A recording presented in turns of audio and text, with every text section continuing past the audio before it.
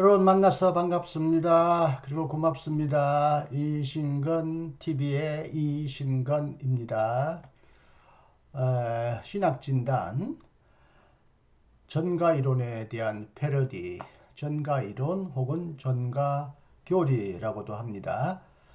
전가이론에 대한 패러디라는 또 재미있는 제목으로 오늘 여러분 앞에 섰습니다.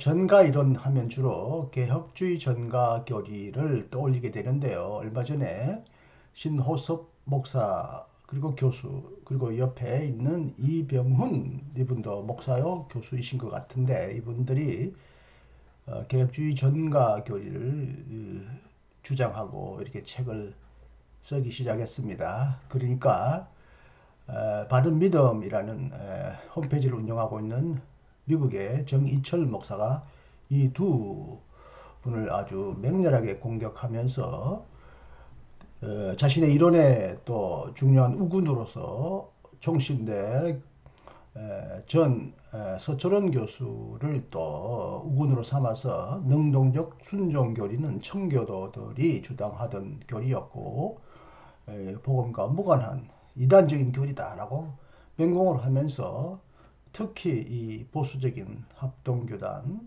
이쪽 개혁주의 교회 안에서 이 문제로 지금도 시끌벅적하고 논쟁이 되고 있다는 것을 알게 되었는데요. 일단 그 전가교리라고 할 때 특히 이제 예수님의 순종, 두 가지 순종이 인간에게 이제 전가 형태로 나타난다는 거죠. 수동적 순종은 우리의 죄를 예수님이 대신 전가받으셔서 또 넘기셔서 인간의 죄가 예수에게 전가되어서 혹은 인간에 대한 하나님의 진노나 형벌이 예수님에게 전가되어서 예수님이 형벌을 받음으로써 우리의 구원, 증인은 이루어졌다. 그걸로 모든 구원의 요건은 갖춰졌다고 믿어온 전통적인 이론입니다. 흔히 수동적 순종이라고 하죠. 우리 인간의 죄를 그리스도에게 전가함으로써 혹은 인간에게 주어질 형벌이나 진노를 예수님이 대신 감당함으로써 그분에게 예수님에게 전가됨으로써 우리가 어렵다면 입었다는 것이죠. 그런데 오래전에 청교도들과 또 몇몇 학자들이 그것으로는 우리의 구원이 부족하다. 우리가 멸망받지 않고 심판받지 않는 것으로 구원이 끝나는 것이 아니라 그리스도의 의를 힘입어서 영생을 얻어야 된다. 그러기 위해서는 예수님의 능동적인 순종, 하나님께서 요구하신 율법의 요구를 예수님이 다 성취하셨고 그 성취하신 율법의 의를 우리에게 주심으로써 우리가 또한 영원한 생명을 얻었다라고 하는 이 능동적 순종 교리가 오래전부터 소개되고 특히 이제 우리나라의 이 두 학자에 의하여 본격적으로 소개되기 시작하면서 개혁주의 전가교리에 대한 논쟁이 아주 뜨겁게 일어나고 있고요. 앞으로 이 논쟁과 교단의 결정이 어떻게 결론으로 흘러갈지 참 그 추이가 궁금하기도 하고 진지해지기도 합니다. 전가 이론이란 말은 어쨌든 우리의 죄를 예수님에게 전가한 수동적 순종에 관한 이론과 이제 예수님의 그 율법 순종을 우리에게 전가한 예수의 의가 우리에게 전가되었다고 하는 그런 전가 이론 이 두 가지가 있습니다. 그런데 장기영 박사님 영국에서 역시 웨슬리 전공하고 돌아오신 장기영 박사님이 어제 페이스북에 이런 글을 올려서 제가 눈여겨보았습니다. 그리스도의 속죄를 현대 판면죄부 회개와 거룩함이 없이도 구원받는다는 율법 무용론으로 전락시키는 타락한 그리스도에 의해 전가 논리에 대한 존 플래치의 패러디라는 글이 올라왔어요. 이걸 제가 보고 재미있게 읽고 여기에 제가 출처를 밝히면서 그 내용이 무엇인지 그리스도에 의해 전가, 다시 말하면 그리스도의 능동적 순종 이론에 대한 존 플래처의 패러디가 아주 재밌고 또 신학적으로 의미심장하기에 오늘 제가 여기서 다루어 보았습니다. 일단 존 플래처가 누군지를 잘 모르시는 분들을 위하여 간단하게 그를 소개합니다. 존 윌리엄 플래처 1729년 태어나서 1785년까지 살았던 분인데 원래는 스위스 니옹에서 태어난 사람인데 부모의 기대에 따라서 군인 되기로 결심했지만 군함에 승선하는 날 아침에 화상을 입어 군함에 타지 못했고 평화협정이 이루어져서 병력을 축소하는 바람에 군인이 되는 길이 막혔다고 합니다. 그래서 그는 영국으로 건너가서 거기서 메소디스트 웨슬리가 일으킨 메소디스트 감리교 부흥운동을 알게 되었고 거기서 감리교 설교자를 통해 회심을 체험하게 되었다고 합니다.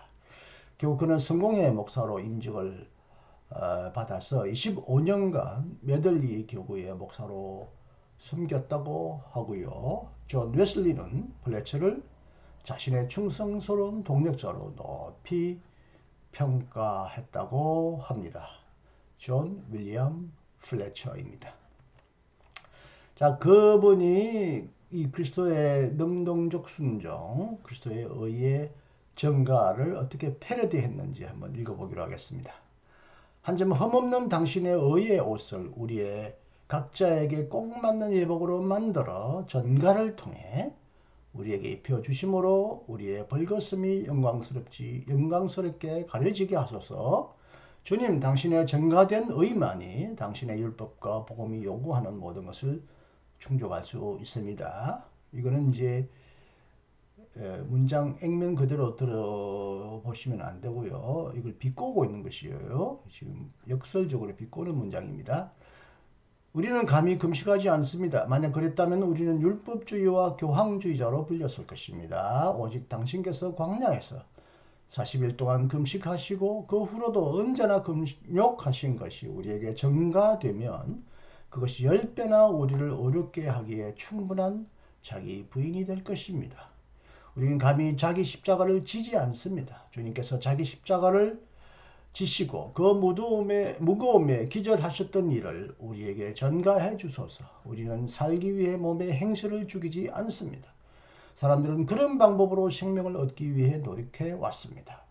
그러나 우리가 육체와 함께 그 정욕과 탐심을 십자가에 못 박는 대신 당신의 몸이 십자가에 못 박히신 것을 우리에게 전가해 주소서. 여기서 여러 번 전가란 말이 나옵니다. 당신의 전가된 의, 당신의 전가된 십자가에 못 박는 행위의 전가, 이런 전가라는 말이 여러 번 나옵니다. 우리는 개인 기도를 드리기를 싫어합니다. 그러나 당신께서 기도의 의무를 사랑하신 것과 산으로 가사 밤이 새도록 하나님께 기도하신 그것을 우리에게 전가해 주소서. 이 기도도 우리에게 대신 전가해 달라. 그리고 이제 용서도 전가해 달라고 빕니다. 우리는 용서하기 힘듭니다. 그러나 그 잘못은 당신께서 죽어가는 강도를 용서해 주신 그 용서를 우리에게 전가해 주신다면 충분히 가려질 것입니다. 만약 그것으로도 부족하다면 간청하오니 당신께서 너희가 사람의 잘못을 용서하면 너희 하늘 아버지께서도 너희 잘못을 용서하시리라고 하신 그 명언의 공로까지 추가해 주소서. 우리는 용서하기 힘들지만 예수님이 용서하신 그 용서를 대신 우리에게 전가해달라. 그리고 우리는 세관장을 속이고 돈을 적게 냈지만 괜찮습니다. 가이사의 것은 가이사에게 바치라고 하신 훌륭한 조언과 함께 정확히 우리가 내지 않은 만큼을 우리에게 전가해 주소서. 우리가 자녀를 허영심으로 양육한 것은 사실입니다. 그러나 주님께는 양육할 자녀가 한 명도 없으셨지요. 그러니 주님의 자비는 편법을 동원해 자녀를 바르게 양육하는 것 대신 주님께서 부모에게 하셨던 순종을 우리에게 전가해 주실 수 있지 않으십니까? 세금을 안 낸거, 자녀를 제대로 양육하거나 부모에게 순종하지 못한 거, 이것도 우리에게 대신 전가해달라. 그리고 만약 우리가 잘못된 태도로 성례를 받았는데 주님께서 훌륭하게 성례를 받으신 것으로 우리의 죄를 덮으실 수 없다면 주님께서 훌륭하게 성례를 제정하신 그 사실 자체로 우리를 도와주소서. 그것도 크게 유익할 것입니다. 요약하자면 주님은 우리를 값없이 당신의 자녀로 소유하시고 당신의 완전한 의를 우리에게 전가해 주소서. 당신의 의를 우리의 더러운 영혼과 타락한 몸을 덮는 망토로 우리 위에 던져 주소서. 우리는 아무런 의도 가지지 않을 것이고 오직 당신의 의만 가질 것입니다. 간절히 구하노니 우리 자신의 의와 개인적 거룩함에 대해서는 아무 말씀도 하지 마소서.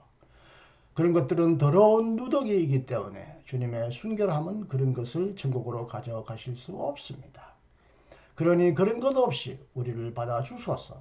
그러면 우리는 값없이 주시는 은혜, 그리스도의 의의 전가, 영생에 이르기까지 이미 완성된 구원을 외치겠나이다.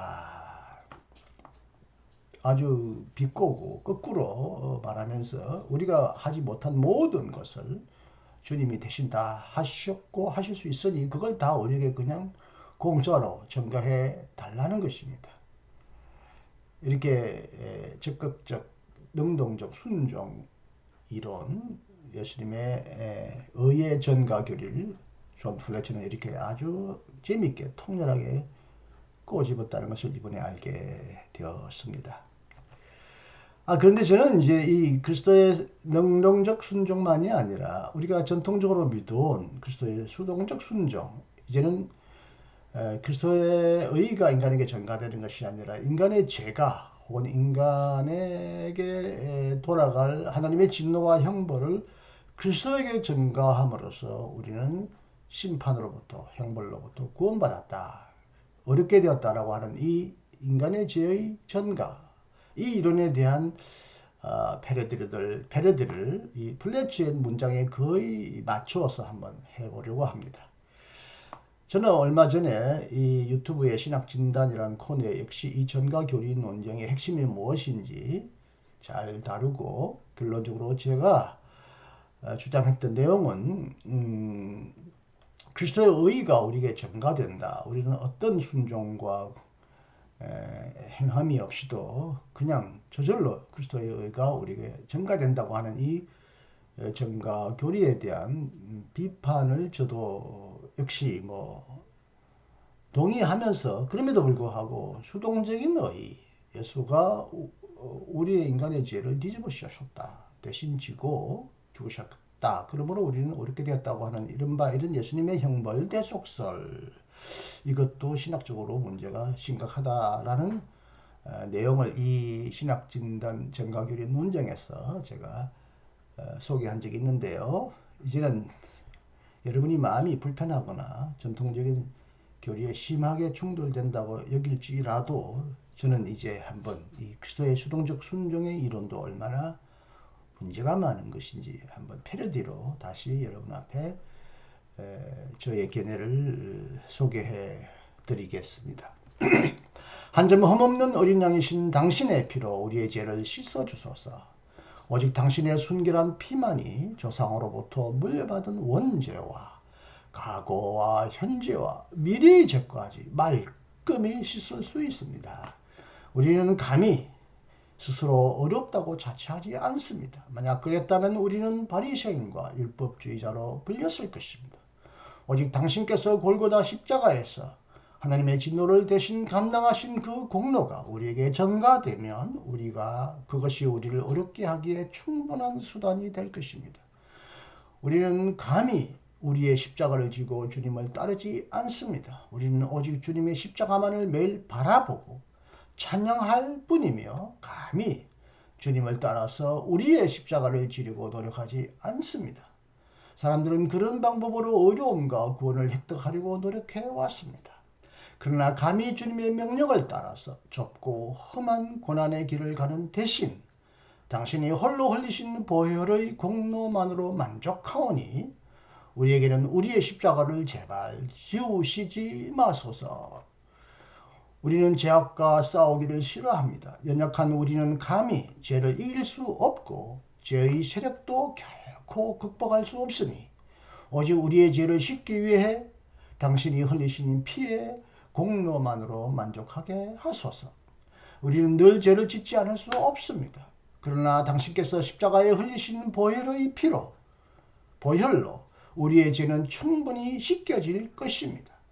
만약 사죄만으로는 부족하고 죄악도 정복해야 한다면 간청하오니 당신께서 친히 죄악에 맞서 싸우심으로써 거두신 승리를 우리에게 추가해 주소서. 우리는 매일 죄를 짓고 장차 수많은 죄를 지어도 괜찮습니다. 당신은 단 한 번 우리를 위해 영원한 속죄를 이루심으로써 영원한 구원을 보장하셨으니, 즉 우리의 과거와 현재의 죄만이 아니라 미래의 죄까지도 미리 몽땅 속량하셨으니 우리가 죄를 용감하게 마구 짓는다 하여 주님의 공로가 어찌 갑자기 사라지겠으며 당신의 무한한 자비를 우리가 어찌 영원히 누릴 수 없겠습니까? 그리고 만약 우리가 게으르고 나약하여 무한히 죄를 짓고 방자하고 무지하여 죄악을 대대로 물려주더라도 주님은 우리의 모든 죄를 영원히 덮으실 수 있으니, 영원히 덮으셨으니 주님의 보혈의 공로는 영원히 우리에게 유익할 것입니다. 요약하자면 주님은 우리의 죗값을 대신 갚으셨고 하나님의 진노의 형벌을 대신 감당하셨고, 이를 믿는 자들에게는 아무런 공로와 행위를 묻거나 따지지도 않고 어려움과 거룩함과 영광스러움을 선사해 주셨으니 우리는 오직 주님의 은혜만을 영원히 찬양하며 감히 어렵고 거룩하고 영광스러운 길을 가려고 노력하지 않을 것입니다. 우리는 스스로 선을 행할 능력이 전혀 없을 것이니 오직 당신의 자비만을 의지할 것입니다. 간절히 구하노니 우리 자신의 의무와 책임에 대해서는 아무 말씀도 하지 마소서. 그런 것들은 주님의 보혈의 공로를 더럽힐 것이기 때문에 주님 앞에서는 아무런 소용도 없습니다. 그러니 그런 것이 없이 우리를 받아 주소서. 그러면 우리는 값없이 주시는 은혜를 영원히 찬양하겠나이다. 개혁주의 전가교리에서 능동적 순종 교리만이 아니라 수동적 순종 교리도 한번 제가 비꼬아 보았습니다. 여러분 어떻게 생각하십니까? 그럴듯하세요? 이상하세요? 충격을 받으신 것 같아요? 저도 2단이 아니라 3단, 4단이 되신 것 같아요? 된 것 같아요? 한번 곰곰이 생각해 보시기 바랍니다.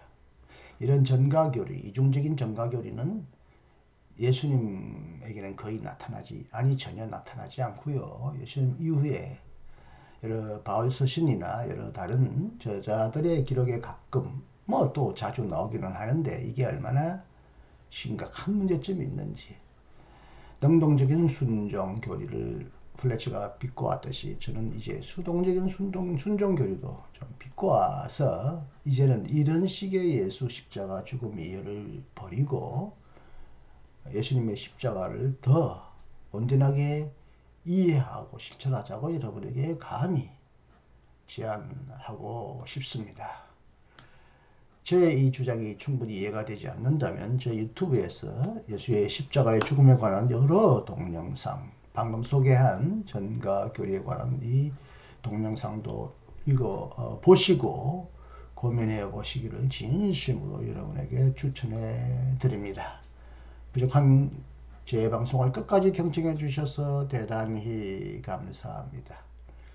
오늘도 주님의 은혜 안에서 모든 것을 전가받고 전가받지만 말고, 남에게 전가하고 전가받지만 말고 여러분이 스스로 할 수 있는 일이 무엇인지를 찾아서 더욱더 떳떳하고 당당하게 여러분의 삶을 개척해 나가시기를 진심으로 기원합니다.